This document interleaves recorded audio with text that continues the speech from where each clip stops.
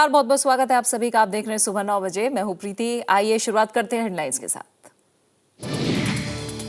महाराष्ट्र और हरियाणा में मतदान शुरू, लोगों में वोट डालने को लेकर खासा उत्साह। सुबह से ही मतदान केंद्रों पर कतारें।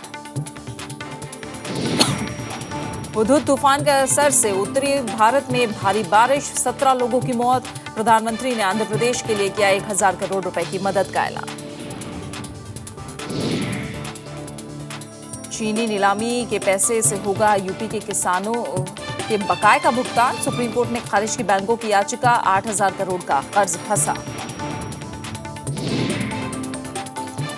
यूएन ऑब्जर्वर ग्रुप के पाकिस्तान सीमा पर दौरे का किया भारत ने विरोध। दोनों देशों के बीच किसी तीसरे की जगह नहीं, दोनों देशों के बीच डीएमओ स्तर की बातचीत। हांगकांग में पुलिस और लोकतंत्र समर्थकों के बीच झड़पें, पुलिस ने अहम रास्तों से हटाई बैरिकेडिंग, मांगों पर अड़े प्रदर्शनकारी।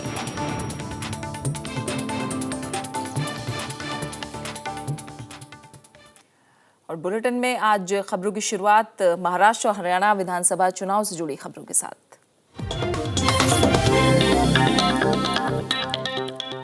महाराष्ट्र और हरियाणा विधानसभा चुनाव के लिए वोट डाले जा रहे हैं।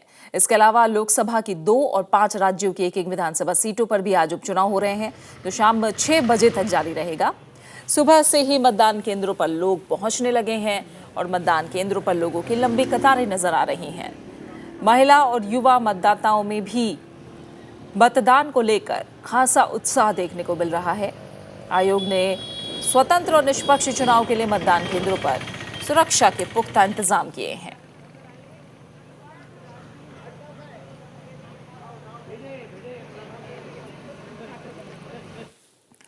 महाराष्ट्र में 288 विधानसभा सीटों पर वोटिंग जारी है। राज्य में 91,376 मतदान केंद्रों पर 8 करोड़ से ज्यादा मतदाता मतदान में हिस्सा ले रहे हैं।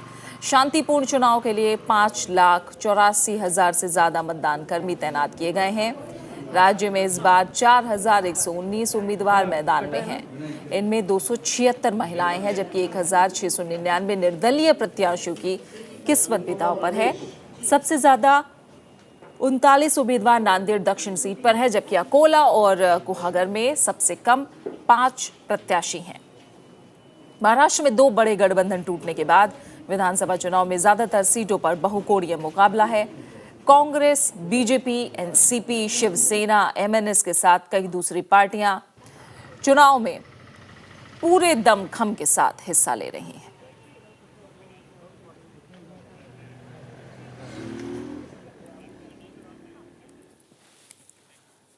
किस तरह का उत्साह लोगों में नजर आ रहा है वोटिंग को लेकर, जानने के लिए हम रुक करेंगे मुंबई में। हमारे संवाददाता राजकमल राव इस समय वहां मौजूद हैं। राजकमल, अगर कहा जाए कि मुंबई अपने आप में एक छोटा सा प्रदेश है तो शायद गलत नहीं होगा। यहाँ 36 विधानसभा की सीटें हैं और हम देखते हैं एक तरफ धारावी है, एशिया का सबसे बड़ा स्लम, तो एक तरफ स्टार्स की चकाचौंध। किस तरह से मुंबई में आप इन चुनाव को देख रहे हैं और किस तरह का उत्साह नजर आ रहा है, कैसी तस्वीर नजर आ रही है? प्रीति, सुबह 7 बजे से यहाँ पे लोगों का आवाजाही शुरू हो गया है। मैं कोलाबा इलाके में हूँ, जो एक तरह से सेंसिटिव इलाका माना जाता है, लेकिन यहाँ पे सुबह से ही यहाँ जिस जगह मैं खड़ा हूँ वहाँ पे 10 पोलिंग बूथ है।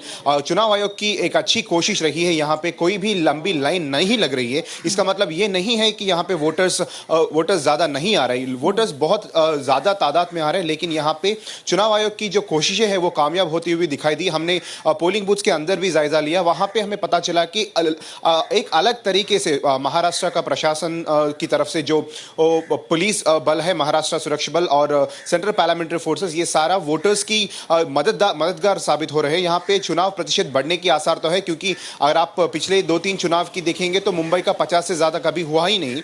लोकसभा चुनाव में 60% नमूद हुई थी, लेकिन उस तरह की उम्मीदें इस बार नहीं दिखाई दे रही, क्योंकि इस बार 5 पार्टियों का अलग अलग चुनाव में लड़ना, वोटिंग परसेंटेज जितना बढ़ेगा इन पार्टियों को उतना फायदेमंद होगा। लेकिन चुनाव आयोग की तरफ से जो कोशिश सुबह से जो हमें दिखाई दी, तो लग तो रहा है कि इस बार मुंबई में चुनाव प्रतिशत, वोटिंग परसेंटेज ज्यादा बढ़ेगी। प्रीति, बहुत बहुत शुक्रिया राजकमल आपका हमारे साथ जुड़ने के लिए। तो विधानसभा चुनाव में अगर मुंबई की बात करें तो यहाँ करीब 48% के आसपास वोटर टर्नआउट रहा है। इस बार चुनाव आयोग ने पूरी अपनी तरफ से कोशिश की है कि लोग मुंबई में भी घरों से बाहर निकलें और अपने मताधिकार का इस्तेमाल करें। और आइए जानते हैं कि महाराष्ट्र चुनाव पर मतदाताओं की आखिर क्या राय है।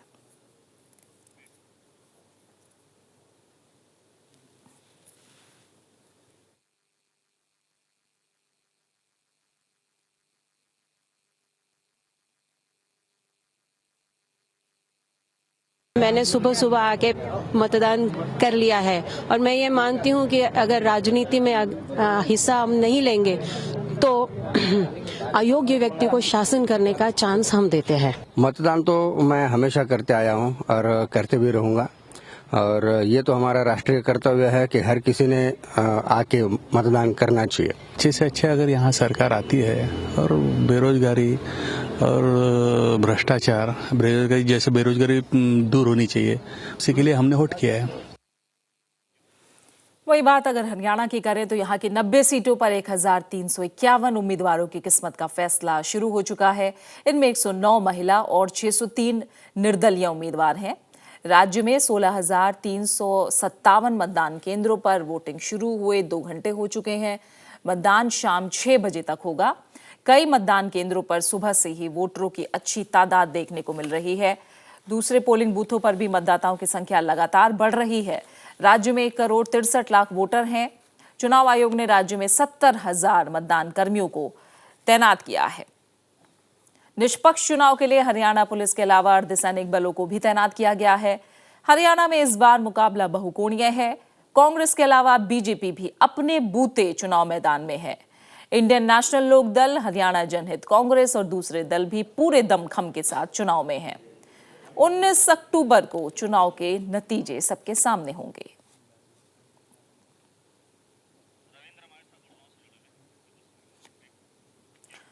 और हरियाणा में चुनाव को लेकर इस समय हम रुख करेंगे गुड़गांव में हमारे संवाददाता रविंद्र सिंह शुरान का। रविंद्र, देखें गुड़गांव के कई इलाके हैं, डीएलएफ की बात करें, पालम विहार, न्यू गुड़गांव, इन इलाकों में मतदान का प्रतिशत एक जरूर कंसर्न का विषय चुनाव आयोग के लिए रहा है। सवाल उठा है कि जो शिक्षित और संपन्न लोग हैं आखिर वो क्यों नहीं निकलते वोटिंग के लिए घर से बाहर। इस बार क्या लग रहा है?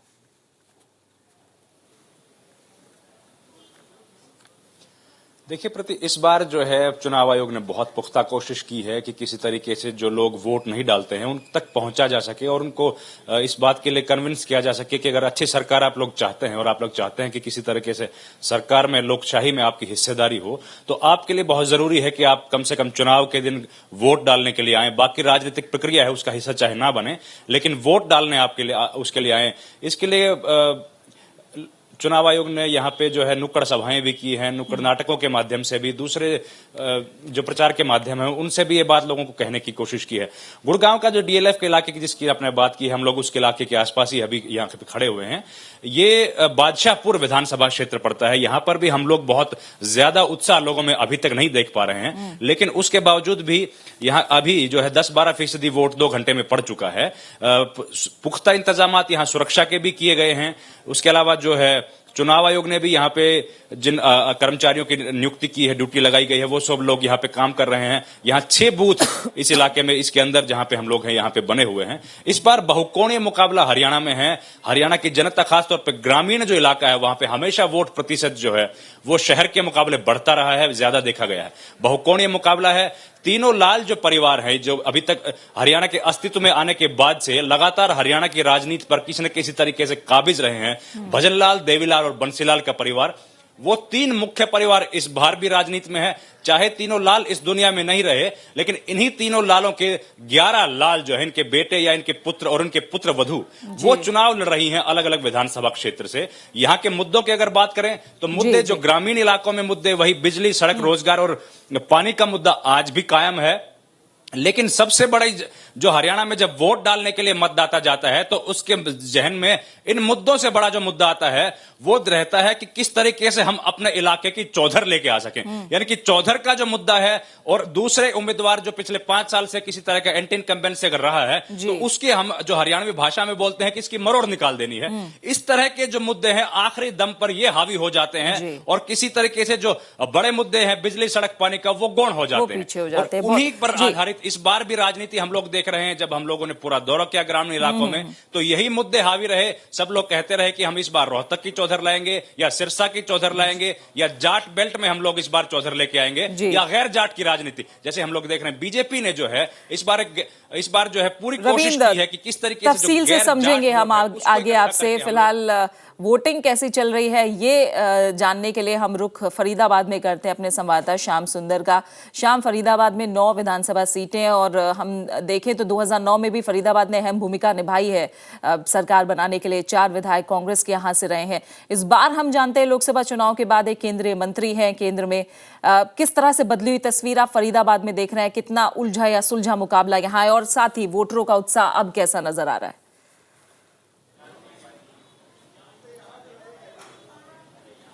देखिए प्रीति, जहां तक मुकाबले का सवाल है, उलझा हुआ ज्यादा नजर आता है। बहुकोणीय मुकाबला ज्यादातर सीटों पर यहां पर है और कृष्णपाल लोकसभा में बीजेपी के उम्मीदवार 4.5 लाख वोटों से वो जीते थे और उनकी प्रतिष्ठा का सवाल है। पार्टी ने उनके ऊपर जिम्मेदारी दी है कि 9 में से ज्यादातर सीटें वो जीतने की कोशिश करेंगे। लेकिन अभी यहां पर अगर मुकाबले की बात करें तो ज्यादातर सीटों पर बहुकोणीय मुकाबला नजर आता है। हाँ, करीब करीब 2 सीटें जरूर ऐसी हैं जहां पर बीजेपी को साफ बढ़त नजर आती है, लेकिन बाकी 7 सीटों की अगर बात करें तो वहां पर कांग्रेस, बहुजन समाज पार्टी और कहीं कहीं इंडियन नेशनल लोकदल और कांग्रेस, बीजेपी, इस तरह से ज्यादातर सीटों पर मुकाबला बहुत दिलचस्प और उलझा हुआ नजर आता है। वोटिंग परसेंटेज की अगर बात करूं तो जिस मतदान केंद्र पर हम हैं, यहां तिगांव विधानसभा क्षेत्र में अभी तक करीब करीब 20% वोट डाला जा चुका है और लंबी कतारें आप देख सकते हैं इस मतदान केंद्र पर। पुरुष और महिलाएं, वो नौजवान, सभी बड़ी तादाद में सुबह सुबह घरों से निकलकर वोट डालने के लिए मतदान केंद्र पर पहुंच रहे हैं। अलग अलग जो राजनीतिक दल हैं उन्होंने भी बाहर कैंप लगाए, लेकिन चुनाव आयोग की तरफ से बहुत ही अच्छे इंतजाम किए गए हैं। वोटर लिस्ट जो है उनमें फोटो के साथ हैं और उनको जो बाकायदा जो मतदान के लिए जो पर्ची दी जाती है जिसमें डिटेल होता है वोटर का, वो तमाम चीजें जो है वो बहुत सुचारू तरीके से काम कर रही हैं और इसीलिए ऐसा अंदाजा लग रहा है, जिस तरह का उत्साह देखा जा रहा है कि मतदान जो है वो करीब करीब 75-80% तक जा सकता है। इस तरह का लोगों का कहना है। फरीदाबाद में अब तक जो वोटर टर्नआउट और लोगों का उत्साह रहा है वो क्या कहता रहा है?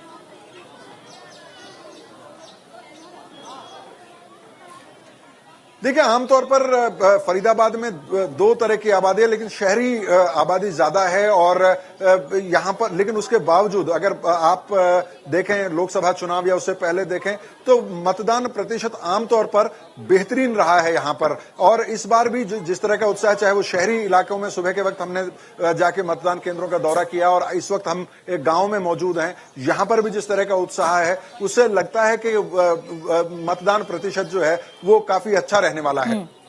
शाम, देखा जाए तो यहाँ चुनाव के वक्त जरूर मुद्दों की बात होती है। हर पार्टी कोशिश करती है दिखाने के लिए कि जनता से उसका सीधा सरोकार है, और हम जानते हैं हरियाणा की अपनी अलग तरह की राजनीति है। यहाँ जाट और दलित खासतौर से राजनीति की दिशा तय करते हैं। क्या लग रहा है इस बार भी मुद्दों पर क्या जाति फैक्टर हावी है या कुछ अलग तस्वीर हरियाणा की नजर आ रही है?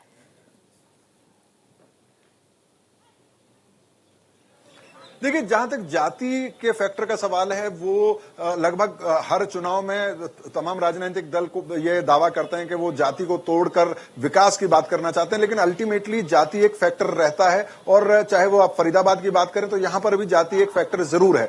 लेकिन यहां मुद्दों की अगर बात करें तो 2 तरह के मुद्दे यहां पर देखने के लिए मिलते हैं। एक, क्योंकि ये इंडस्ट्रियल एरिया रहा है, एक वक्त में बड़ा औद्योगिक केंद्र था फरीदाबाद, तो यहां पर मजदूर वर्ग काफी है जो अनऑथराइज्ड कॉलोनियों में यहां पर रहता है और उनके लिए उन कच्ची कॉलोनीज जो हैं उनको पक्का करना, उनको अधिकृत करना, ये एक बड़ा मुद्दा है। वहां पर जो मूलभूत सुविधाएं हैं वो वहां पर मुहैया कराई जाएं, वो। और इसके अलावा जो मिनिमम वेज का वादा किया था हरियाणा सरकार ने कि दिल्ली में जो मिनिमम वेज मिलता है फैक्ट्रीज में, वो मिनिमम वेज हरियाणा में भी दिया जाएगा। तो जब हम लोगों ने चुनाव प्रचार कवर किया था तो उस दौरान इस तरह के मुद्दे भी उठे थे। और जाहिर है उसके अलावा जो बिजली, सड़क, पानी और रोजमर्रा के जो मुद्दे हैं वो तो होते ही हैं, लेकिन आमतौर पर जो बड़ा मुद्दा खासतौर पर देहात में जो नजर आता है वो रोजगार एक बड़ा मुद्दा होता है कि किस उम्मीदवार ने, किस पार्टी ने, किस गांव के कितने लोगों को रोजगार पाने में मदद की। ये आमतौर पर ग्रामीण इलाकों में एक बड़ा मुद्दा होता है। बहुत बहुत शुक्रिया श्याम सुंदर आपका इस तमाम जानकारी के लिए, और साथ ही रविंद्र सिंह शुराना आपका भी बहुत बहुत शुक्रिया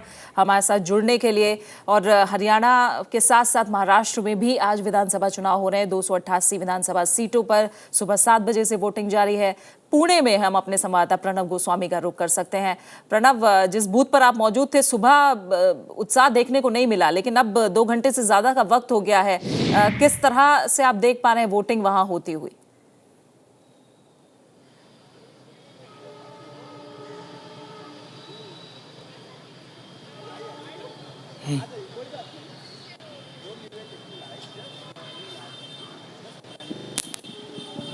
देखिए, अभी यहाँ पर हालांकि जिस बूथ पर मैं खड़ा हूँ वहाँ पर ज़्यादा अभी भीड़ अभी नहीं है। ये वो जगह है पुणे का जहाँ पर उतने ज़्यादा जो टर्नआउट है वो फिलहाल देखने को नहीं मिला, लेकिन कुछ यहाँ पर एक के बाद एक लोग आ रहे हैं और अपने मतदान का इस्तेमाल कर रहे हैं। हमारे साथ कुछ युवा मतदाता भी हैं यहाँ पर। ये बताइए कि कौन से ऐसे इश्यूज़ हैं इस बार जो आपको लगता है कि आप यहाँ पर वोट डालने के लिए आए हैं? क्या एक्सपेक्टेशन है आपकी जो भी नई गवर्नमेंट चुनकर आएगी? Better rules and regulations, and whatever they say that they have to meet their expectations. I mean, at least they whatever they say, जो बोलते हैं at least वो करें instead of just sitting on it.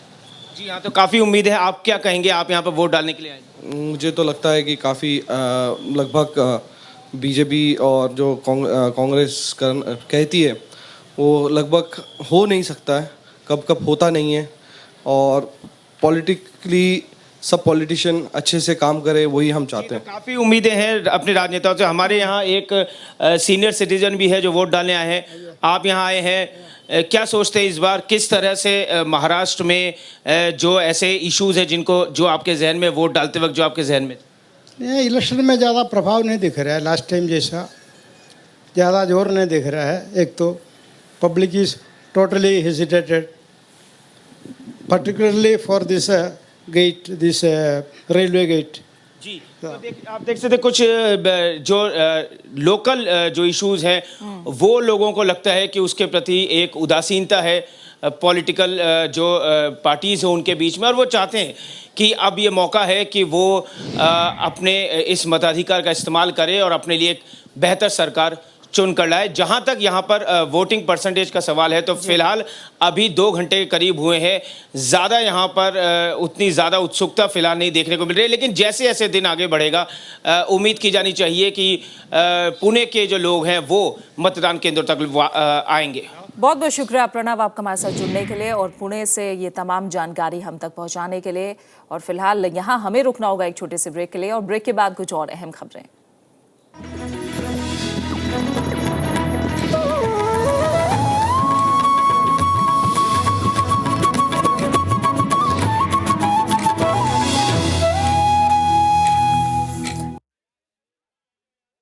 Break के बाद आपका स्वागत है और अब बात कुछ और अहम खबरों की। तूफान हुदहुद के असर से उत्तर भारत में भी जोरदार बारिश हुई है। इससे अब तक 17 लोगों की मौत हो चुकी है। वहीं आंध्र प्रदेश में पीड़ितों को जरूरी चीजों की भारी कमी से जूझना पड़ रहा है। पेट्रोल, बिजली और संचार सेवाओं के साथ ही खाने पीने की चीजों के लिए इंतजार बढ़ता जा रहा है। विशाखापट्टनम में पंप पर पेट्रोल के लिए लंबी कतारें हैं। हुदहुद तूफान की सबसे ज्यादा मार झेलने वाले इस शहर में जरूरी चीजों की कमी से लोग परेशान हैं। पेट्रोल पंप के साथ ही राशन की दुकानों पर भारी भीड़ है। यही स्थिति आंध्र के दूसरे तटीय जिलों में भी है। मुख्यमंत्री चंद्रबाबू नायडू ने खाने पीने की चीजों के साथ सब्जियां सस्ती दरों पर देने का ऐलान किया है, लेकिन पीड़ित कालाबाजारी का आरोप लगा रहे हैं। There is a news in black and white that there is a lot of stock, but after our efforts, every effort has been proved futile. We have not been getting any petrol. We are roaming all the entire petrol bunks with empty bottles only. बिजली और संचार सुविधाएं बहाल नहीं होने से भी लोगों की परेशानी बढ़ गई है। इससे दूसरी जरूरी सुविधाओं पर भी असर पड़ा है। राहत एजेंसियां बिजली बहाली के लिए दिन रात कोशिशों में जुटी हैं। संचार नेटवर्क दुरुस्त करने का काम भी युद्ध स्तर पर जारी है। टेलीफोन एक्सचेंज अफेक्टेड हुए थे, जिसमें 19 ने पूरा काम करना शुरू कर दिया है। हमारा विभाग सारे टेलीफोन ऑपरेटर्स से कोऑर्डिनेट करके ये व्यवस्था जल्द से जल्द सामान्य हो जाए, इसकी पूरी कोशिश कर रहा है। प्रधानमंत्री नरेंद्र मोदी ने कल विशाखापट्टनम और ओडिशा के तटीय जिलों का दौरा कर हालात का जायजा लिया। प्रधानमंत्री ने आंध्र प्रदेश के लिए तत्काल 1000 करोड़ रुपए की मदद का ऐलान किया। उन्होंने तूफान की सटीक सूचना के लिए मौसम विभाग का शुक्रिया अदा किया। जो अनुमान थे उतनी वेलोसिटी रही, जो दिशा थी अनुमानित वही दिशा रही, जो अनुमानित टाइम था वही टाइम रहा। चक्रवाती तूफान हुदहुद का असर छत्तीसगढ़, बिहार और झारखंड के साथ उत्तरी राज्यों पर भी दिख रहा है। उत्तर प्रदेश, पंजाब और हरियाणा में कल बारिश हुई। मौसम विभाग के मुताबिक तूफान के असर से पूर्वी उत्तर प्रदेश में गहरे दबाव का क्षेत्र बना हुआ है। इन राज्यों में आज भी बारिश होने की उम्मीद है। Bureau report, Rajya Sabha TV. संयुक्त राष्ट्र military observer group for India and Pakistan ने मंगलवार को पाकिस्तान के सीमावर्ती गांव का दौरा किया, जिसका भारत ने पुरजोर विरोध किया है। यूएन ने पाकिस्तान को नसीहत दी है कि वो इस मसले पर भारत से बात करे। पाकिस्तान के सीमावर्ती गांव में दौरा कर रहे संयुक्त राष्ट्र के सैन्य पर्यवेक्षक दल के ये सदस्य पाकिस्तान की अपील के बाद यहां आए हैं। ये दल नियंत्रण रेखा और अंतर्राष्ट्रीय सीमा पर होने वाले संघर्ष विराम उल्लंघनों पर नजर रखता है। इससे पहले पाकिस्तान के प्रधानमंत्री नवाज शरीफ के सलाहकार सरताज अजीज की चिट्ठी पर संयुक्त राष्ट्र महासचिव बान की मून ने पाकिस्तान को भारत से बात करने की सलाह दी थी। पर्यवेक्षक समूह के दौरे के बाद भारत ने साफ कर दिया कि दोनों देशों के बीच किसी तीसरे पक्ष की जगह नहीं। The road to a peaceful and cooperative relationship between India and Pakistan runs from Islamabad via Lahore to New Delhi. If you divert that road to New York or elsewhere, it will not serve any purpose, because there is no place for third parties in India-Pakistan relations.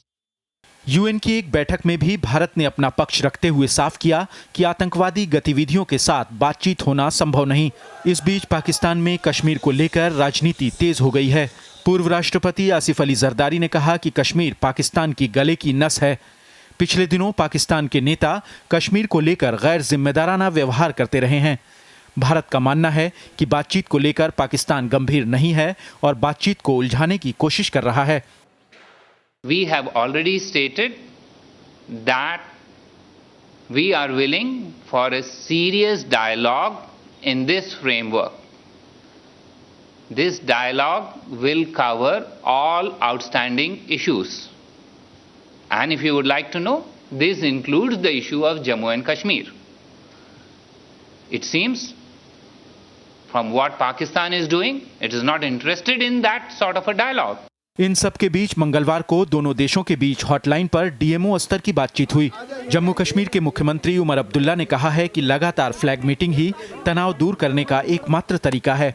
इन हालात में flag meetings का ही होना ज़रूरी है, क्योंकि चलिए हम official level पे टॉक ना करें, पॉलिटिकल लेवल पे डायलॉग ना हो, लेकिन फ्लैग मीटिंग का मकसद ही यही है कि टेंशन जब हो तो उस टेंशन को कितनी जल्दी कम किया जा सकता है और कौन से ऐसे इकदाम उठाए जा सकते हैं जिससे कि सीज फायर दोबारा से बहाल हो। डीएमओ सुप्रीम कोर्ट ने कहा है कि मिलों पर पड़ी चीनी पर पहला हक किसानों का है, ना कि बैंकों का। कोर्ट ने इस मुद्दे पर स्टेट बैंक ऑफ इंडिया और पंजाब नेशनल बैंक की याचिका को खारिज कर दिया है। बैंकों ने मांग की थी कि चीनी की नीलामी से मिलने वाले पैसे से पहले उनका लोन चुकाया जाए। बैंकों का कहना था कि शुगर मिलों पर उनका हजारों करोड़ रुपए बकाया है और अगर ये लोन वापस नहीं हुआ तो बैंकों को भारी घाटा उठाना पड़ेगा।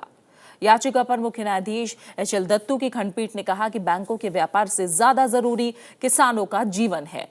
कोर्ट ने कहा कि चीनी मिलों पर किसानों का 5,440 करोड़ रुपए बकाया है। पेट्रोल के दाम में करीब ₹1.25 प्रति लीटर की कटौती की गई है। हालांकि डीजल की कीमतों में 5 साल से ज्यादा समय के बाद पहली कटौती के लिए विधानसभा चुनाव खत्म होने तक इंतजार करना होगा। कीमतों में कटौती के बाद दिल्ली में पेट्रोल की कीमत ₹65.65, कोलकाता में ₹74.21, मुंबई में ₹74.46 और वहीं चेन्नई में ₹69.59 प्रति लीटर हो गई है।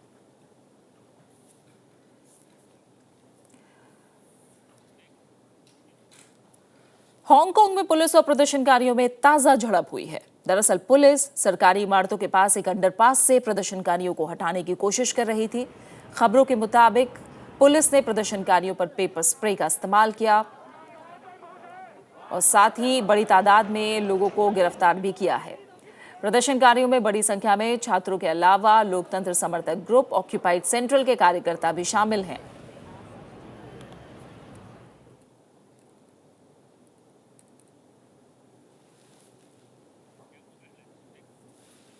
और इसी के साथ फिलहाल इस बुलेटिन में इतना ही। जाते जाते एक नजर हेडलाइंस पर।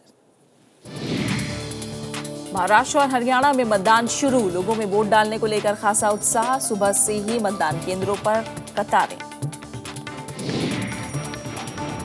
हुदहुद तूफान के असर से उत्तरी भारत में भारी बारिश, 17 लोगों की मौत। प्रधानमंत्री ने आंध्र प्रदेश के लिए किया 1000 करोड़ रुपए की मदद का ऐलान। चीनी की नीलामी के पैसे से होगा यूपी के किसानों का बकाया का भुगतान, सुप्रीम कोर्ट ने खारिज की बैंकों की याचिका। 8000 करोड़ का कर्ज फंसा। यूएन ऑब्जर्वर ग्रुप के पाकिस्तान सीमा पर दौरे का किया भारत ने विरोध, दोनों देशों के बीच किसी तीसरे की जगह नहीं, दोनों देशों के बीच डीएमओ स्तर की बातचीत। हांगकांग में पुलिस और लोकतंत्र समर्थकों के बीच झड़पें, पुलिस ने अहम रास्तों से हटाई बैरिकेडिंग, मांगों पर अड़े प्रदर्शनकारी।